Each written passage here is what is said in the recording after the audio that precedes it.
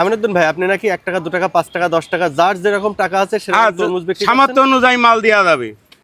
2 টাকা 5 টাকা 3 টাকা 1 টাকা পর্যন্ত মাল কেটে কেটে দেবো। এই পাশে আসেন, আসেন।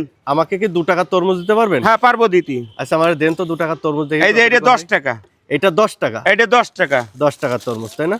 এটা 10 টাকা আচ্ছা, আমার তরমুজ। এই যে 2 টাকার দিতে চান সেক্ষেত্রে হ্যাঁ কেমন আসবে? 2 টাকা দেওয়া যাবে।